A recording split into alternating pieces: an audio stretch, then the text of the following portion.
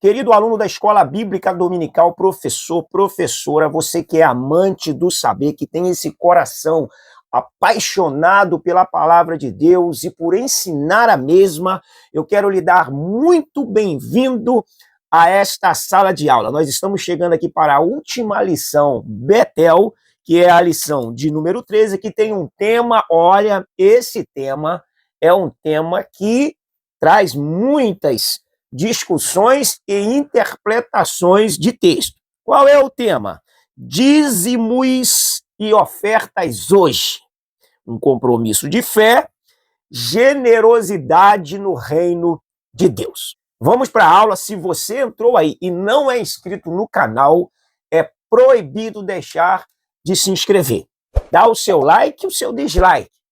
Acione o sininho para que você possa receber todas as notificações do canal. Concorda, discorda, acrescenta, deixa o seu comentário, compartilhe esse vídeo se ele for bênção para a sua vida. Vamos para o nosso assunto aqui. O assunto é um assunto bastante discutido nos dias de hoje. Trazei todos os dízimos à casa do tesouro para que haja mantimento na minha casa e depois fazei prova de mim, diz o Senhor dos Exércitos, que é Malaquias capítulo 3, verso de número 10.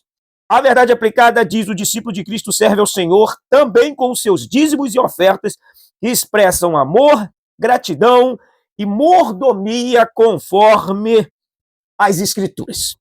Objetivos dessa lição é reconhecer a bênção que sobrevém aos dizimistas e ofertantes, ressaltar que a entrega do dízimo e das ofertas é um privilégio dos crentes fiéis, e compreender o propósito dos dízimos e das ofertas.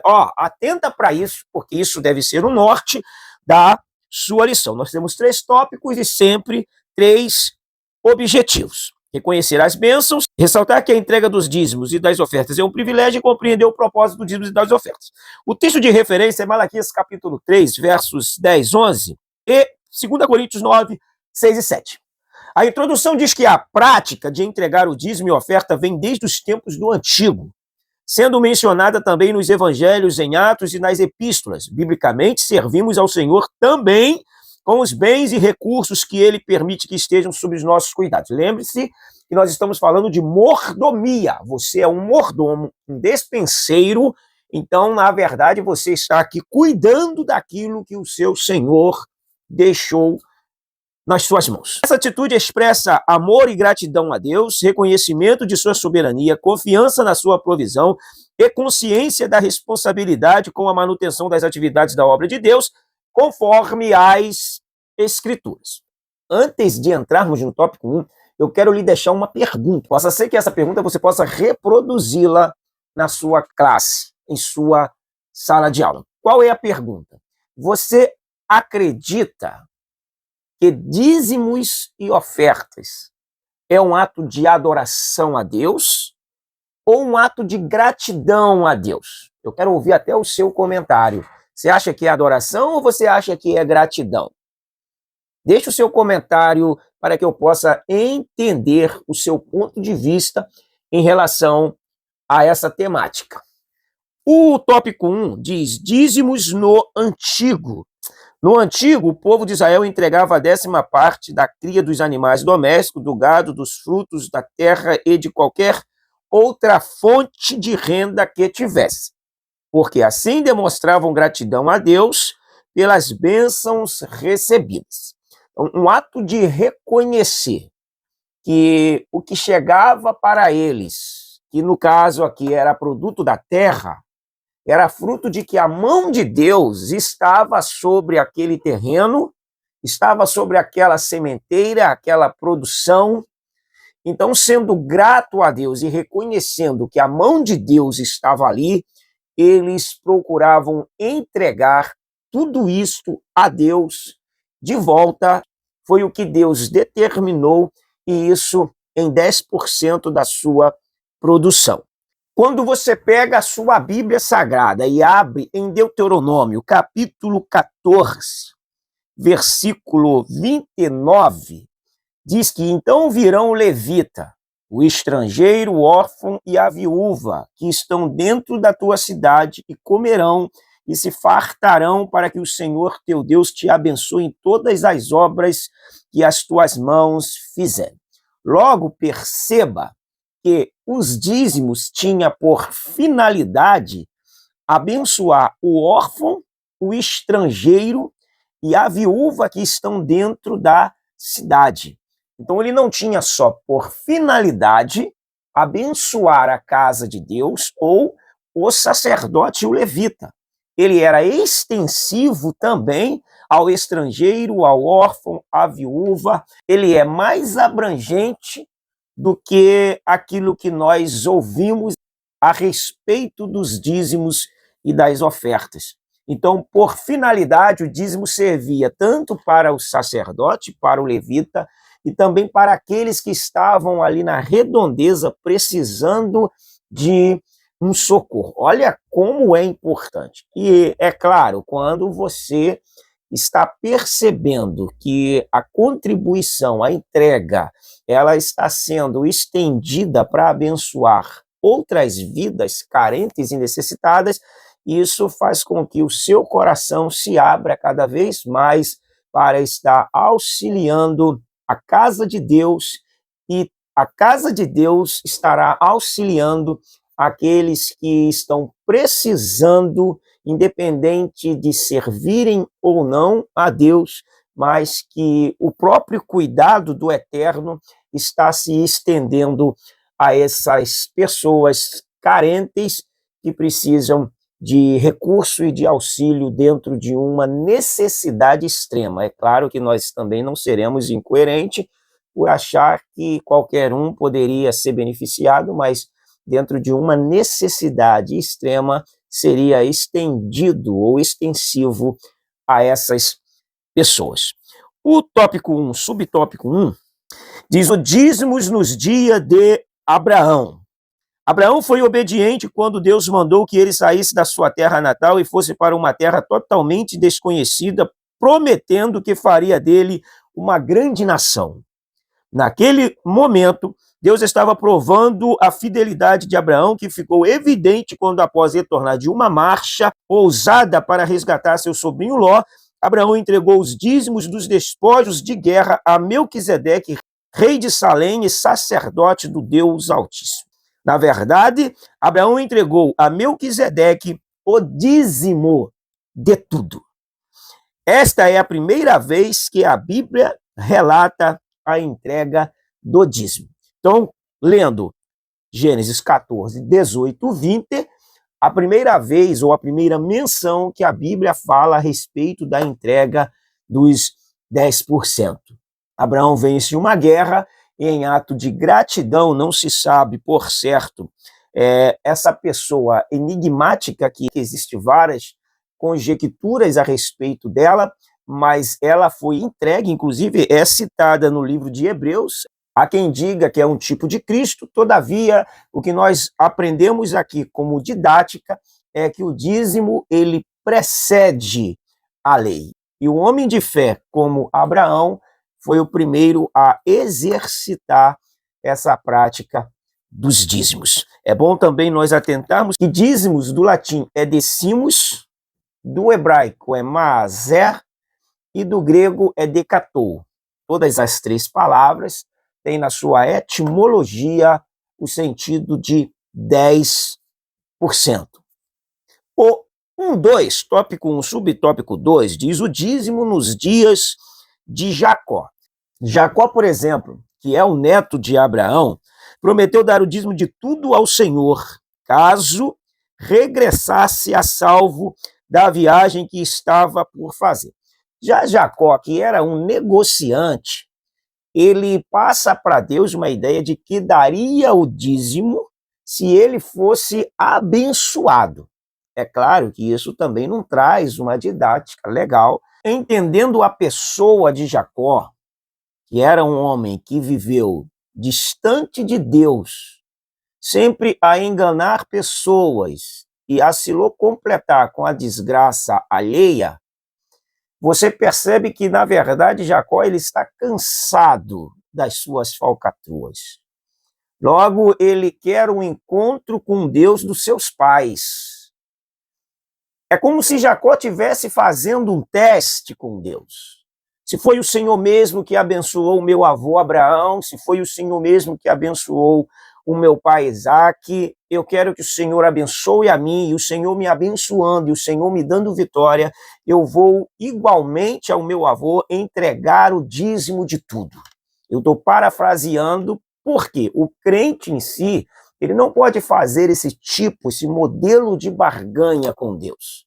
Mas aquele que está faltando um pouco de conhecimento, onde vive uma vida sempre tentando se dar bem nas custas do próximo, ele precisa de ter um encontro com Deus e nada melhor do que uma experiência viva para que ele possa mudar de rota e de direção em oposição a Deus para uma direção de andar ao lado de Deus. Então, nunca é legal você, como crente, fazer barganha com Deus. Se o Senhor me der, eu faço. Uma pessoa que não tem um conhecimento é até tolerável, mas, por exemplo, você ensinar dentro da igreja ou dentro da escola dominical as pessoas a barganharem com Deus, logo você e eu, nós estaríamos ensinando essa pessoa a servir a Deus por interesses próprios e pessoais, o que não é legal, porque não condiz com o Evangelho. O que você acha dessa colocação? Mais uma vez, eu quero pedir o seu comentário, porque eu percebo pelo comentário o seu entendimento concernente à aula. E o tópico 1, subtópico 3, diz os dízimos nos dias de Moisés. Nos dias de Moisés, a primeira referência ao dízimo ocorre no livro de Levítico. Naquele tempo, os judeus deveriam oferecer a Deus a 10ª parte de tudo que a terra desse, que é Levítico 27, 30 a 32. Depois disso, o dízimo é mencionado em relação ao sustento dos sacerdotes, que é Números 18, e no livro de Deuteronômio, os dízimos estão relacionados ao serviço do Senhor.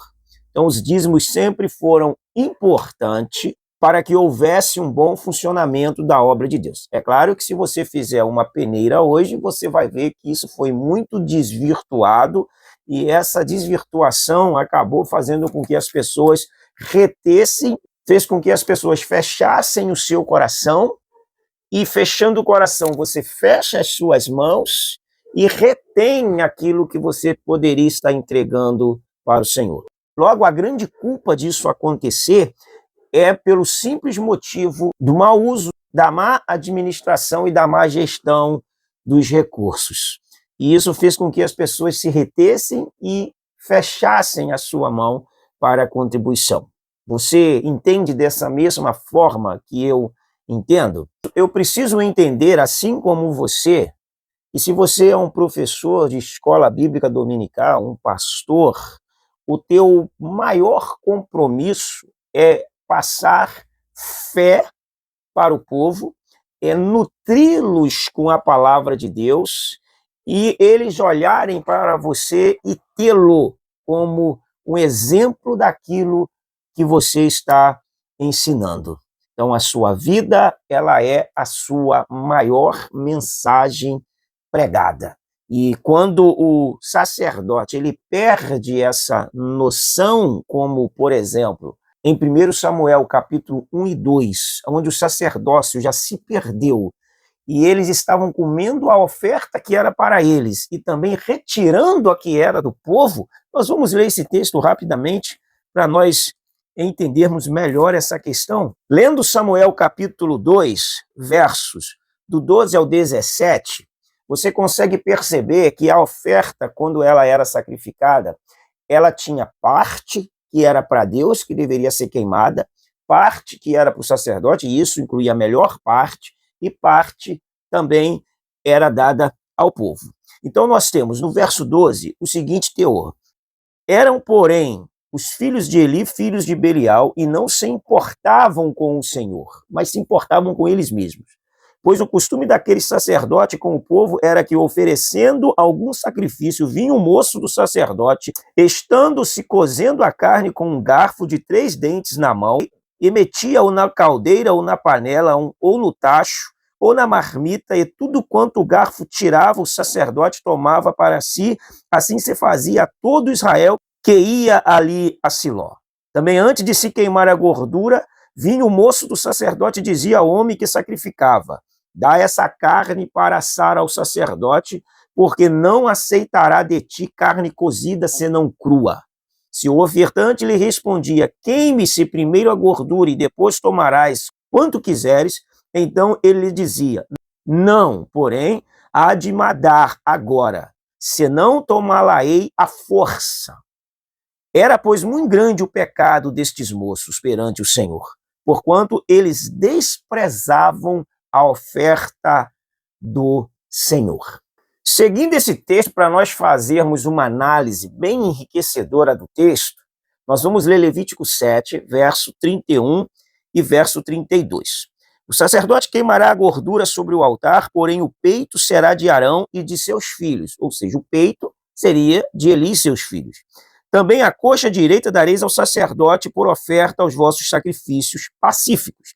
Então você tinha o peito e a coxa deveria ser dado ao sacerdote do sacrifício pacífico. Todavia, a casa de Eli, ele queria a parte que era deles, a parte que deveria ser queimada, que era a parte entregue ao Senhor, e a parte que era do povo. Eles enfiavam o garfo lá e iam tirando toda a carne, mesmo antes dela começar a queimar a gordura. Isso faz com que as pessoas percebam que está sendo desprezado as coisas que deveriam ser oferta ao Senhor. É claro que nós estamos falando de oferta e de sacrifício, e você pode falar, não tem nada a ver, mas o sentido da entrega da oferta, o sentido dos dízimos que é entregue à casa de Deus, ela tem a conotação semelhante, que seria abençoar o sacerdote, abençoar a casa de Deus e abençoar o povo. Era o que acontecia no sacrifício. Se estiver abençoando só o sacerdote, não estiver abençoando a casa de Deus, ou só o sacerdote e a casa de Deus, e não estiver sendo extensivo ao povo, automaticamente se fecha no verso 17. Eles desprezavam a oferta ao Senhor, ou seja, é o desprezo daquilo que está sendo recebido e muitas das vezes utilizado ao seu bel prazer. É um dos motivos que faz com que vieram a surgir muitos vídeos na contramão dos dízimos e das ofertas. Mas, continua com a sua fidelidade a Deus. Esse ponto é importante. O tópico 2 diz: o dízimo no Novo Testamento. O Novo faz menção a vários princípios presentes no ato de dizimar. Jesus repreendeu os mestres da lei, chamando-o de hipócrita, porque eles estavam dizimando das mínimas coisas, da hortelã, da erva doce, do cominho, mas eles estavam desprezando o principal, que era justamente o amor e a misericórdia. Aí Jesus disse para os fariseus: vocês devem fazer essas coisas, dizimarem, mas não podem abrir mão dessas. Porque o que eles faziam para ser vistos. Todavia, o relacionamento deles com o povo era extremamente terríveis. O povo não suportava a ditadura farisaica que eles criaram, inclusive leis pessoais que eles atribuíam como se fossem mandamentos de Deus. Ponto. Preste atenção, porque a Bíblia é a verdade absoluta quando nós iremos falar da palavra de Deus. O 2:1, Jesus falou sobre o dízimo. Se você ler Mateus 23, está escrito: quando Jesus disse: ai de vós, escribas e fariseus hipócritas, porque dizimas da hortelã, do entro e do cominho, e desprezais os mais importantes da lei, o juízo, a misericórdia e a fé. Vocês deveriam, ou deveis, porém, fazer estas coisas, dar os dízimos das mínimas coisas. Só que eles estavam desprezando o mais importante da lei, o juízo, a misericórdia e a fé. E Jesus então fecha: deveis, porém, fazer estas coisas e não omitir aquelas. Ele não está abolindo em si o dízimo. Ele está justamente falando que eles devem praticar, mas sem omitir as outras. Então, se a pessoa dizima, mas ele não tem misericórdia com ninguém, é como se Jesus estivesse falando: de nada está valendo essa obediência em parte e uma desobediência em outra, ou essa obediência parcial. Essa é a chamativa de atenção que Jesus deixa para nós. O 2:2, Paulo se referiu ao dízimo levítico. O apóstolo Paulo se referiu ao dízimo levítico quando falou do cuidado que a igreja deve dispensar aos obreiros. Paulo, ele é enfático e ele reafirma o que é dito no Antigo Testamento a respeito de que o obreiro é digno do seu salário. Claro, vamos pontuar, o obreiro é digno do seu salário, mas ele não é digno de se enriquecer com o dinheiro da igreja. Tudo isso são pontos que foi acontecendo no decorrer do tempo no Evangelho e que hoje, com o acesso às redes sociais, isso virou um ponto de confusão dentro da igreja. Mas o meu conselho é que você se mantenha fiel a Deus e seja grato. Se Deus tem te abençoado, se Deus tem te sustentado, se Deus tem provido, seja fiel a Deus. Contribua com as suas ofertas, contribua com seus dízimos. Isso é um ato de gratidão e de reconhecimento da bondade e da misericórdia do Senhor para com a sua vida. O 3:2, tanto no Antigo quanto no Novo, a Bíblia Sagrada se refere ao dízimo como um ato de fidelidade e reconhecimento de que tudo que temos vem de Deus. Sendo assim, vejamos algumas razões para dizimar: nos doar ao reino, nos doar à igreja, nos doar aos santos, expressar nossa fé em Deus e adorar a Deus. Isso aqui foi uma pergunta que eu fiz a vocês lá no início. Eu tenho o meu posicionamento em relação a esse, se é adorar ou se é um ato de amor, de gratidão. Reconhecer que tudo vem de Deus e que somos apenas seus mordomos. Sendo assim, entregar os dízimos e ofertas com amor e contentamento deve ser uma prática de todo cristão. Mais uma vez eu repito, e quero deixar bem ciente que nós aqui não somos uma aula, nós aqui só fazemos um resumo, uma sinopse. É só para te levar a uma reflexão daquilo que você está lendo, daquilo que você está pensando, do que você está ouvindo nessa aula. Aí você vai pontuar dentro do que você está lendo, dentro do que você está ouvindo e do que a Bíblia Sagrada diz em relação a este assunto. Eu não posso te ensinar a você barganhar com Deus. Dê o dízimo porque você vai ser abençoado. Essas barganhas, elas frustram. Dê o dízimo por fidelidade, por gratidão. A ideia de barganha com Deus não é legal. Ela te frustra, ela te decepciona, porque Deus não é obrigado a me abençoar. Ele me abençoa por bondade e por misericórdia. Eu preciso entender que é eu que preciso de Deus, que Deus não precisa de mim. Então essa ideia de ensino que você tem que dar porque Deus vai te abençoar, barganhista, ela não é oriunda da palavra de Deus. Ela é muito proveniente da teologia neopentecostal, que é a teologia da prosperidade. Ensina o povo a ser fiel. Não precisa chamar o povo de ladrão. Essas coisas agridem as pessoas, agridem o seu padrão de vida, a sua moral. Essas coisas são deselegantes. Elas não são provenientes de alguém com uma boa educação teológica. As pessoas não deveriam ir para a igreja para serem agredidas. Então abre o texto e ensine o texto, mesmo que seja Malaquias 3:10. Se nós analisarmos Malaquias, o maior problema de Malaquias são os sacerdotes. Ou seja, se o sacerdote vai mal, analise Malaquias para que você observe o contexto que está acontecendo lá. Se o problema era somente o povo. Vamos analisar um texto aqui de Malaquias, só para você pensar. Que é o Malaquias capítulo 1, verso 6 e o 7. Depois você dá uma estudada melhor em Malaquias. O filho honra o pai e o servo o seu senhor. Se eu sou o pai, onde está a minha honra? E se eu sou o Senhor, onde está o respeito para comigo? Diz o Senhor dos exércitos a vós outros, ó sacerdotes, que desprezais o meu nome. Vós dizeis: em que desprezamos nós o teu nome? Ofereceis sobre o meu altar pão imundo e ainda perguntais: em que te havemos profanado?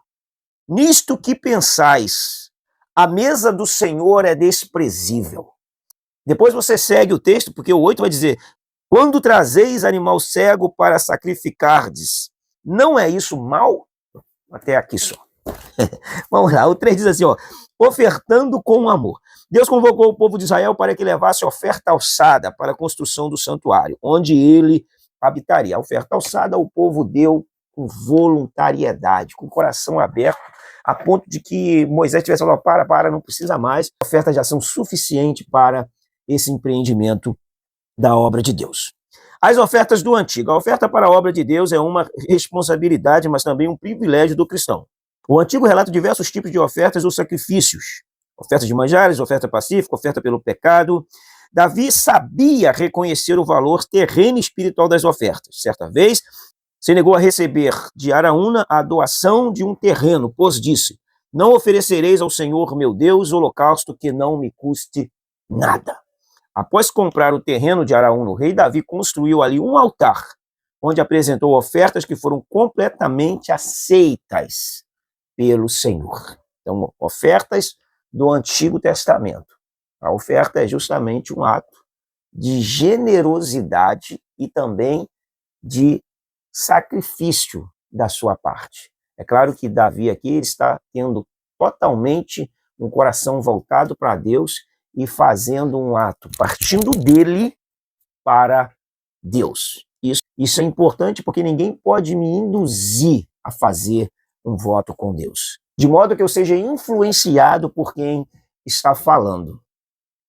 Então eu preciso ter o meu ponto de partida, saindo de dentro de mim, certas atitudes em relação a Deus. E nunca ser induzido por quem está tentando, muitas das vezes, manipular a massa, porque a massa, na verdade, ela é manipulável. O 3.2 diz: oferta no novo, logo no início das atividades da igreja em Jerusalém.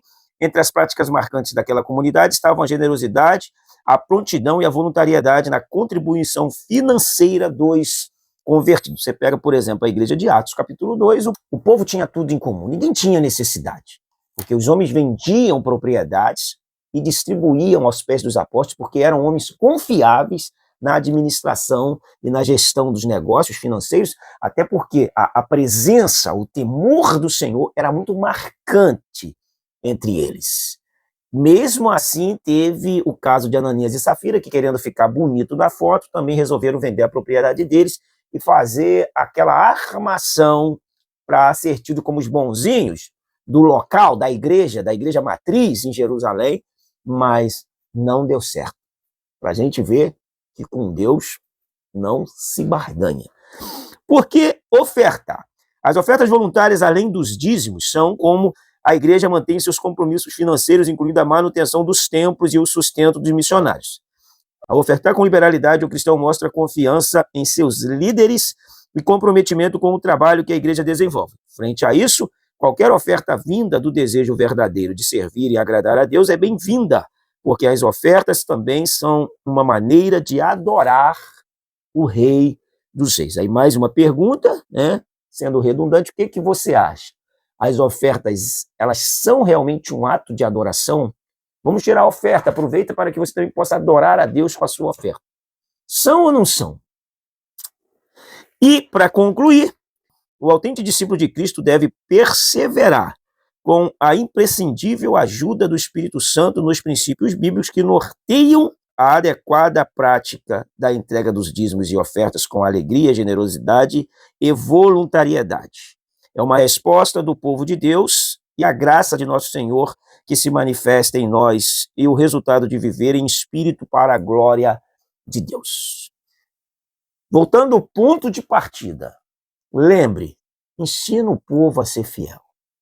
Sem essa de classificá-los como ladrão. Porque se você lê Malaquias, a maior problemática eram os sacerdotes. Então ensine o povo a ser fiel. E seja fiel com o seu exemplo. E isso influenciará muito mais o povo do que a verbalização e a agressão saindo de quem, com dificuldade de ensinar, resolve ofender. Deus abençoe a sua vida, um grande abraço, fica com Deus, ó. Beijo do gordo, até nosso próximo encontro.